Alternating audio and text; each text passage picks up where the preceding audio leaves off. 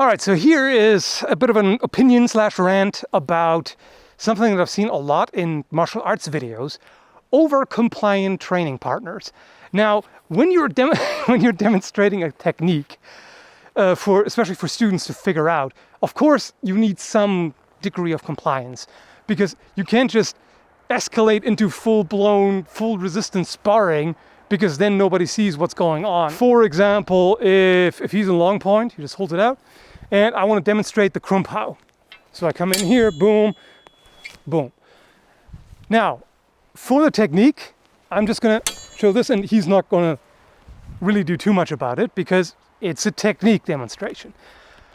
But here's where you can actually compare it a bit to a turn-based RPGs. They treat the partner as if he's run out of AP.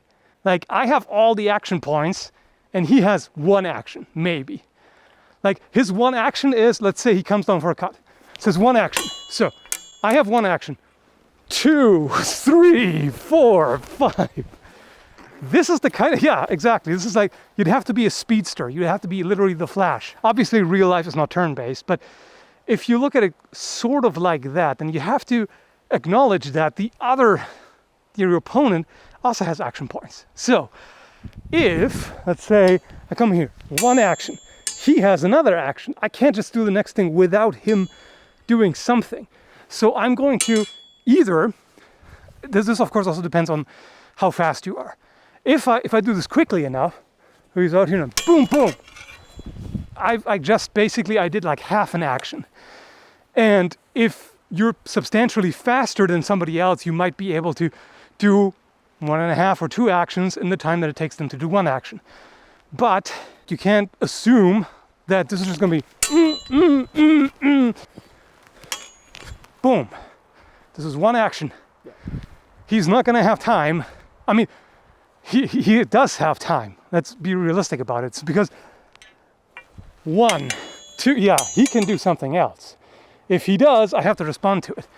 But if he hesitates, and this is basically where pauses come in, because in a fight, in sparring, you often hesitate because you're trying to figure things out. Your brain isn't as fast as your body sometimes, and in fact, a lot of the time. This, by the way, also ties into another RPG concept: initiative.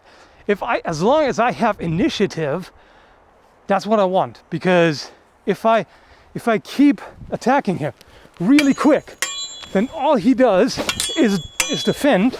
I have the initiative. I have the initiative until he seizes it back and he counters.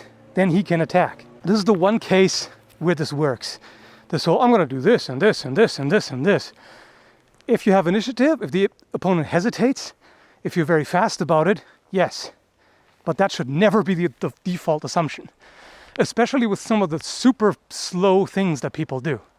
It's one thing if I cut and I use some of the energy to immediately come around for a quick cut. That's one thing. Say I come in here and I want to cut to the leg.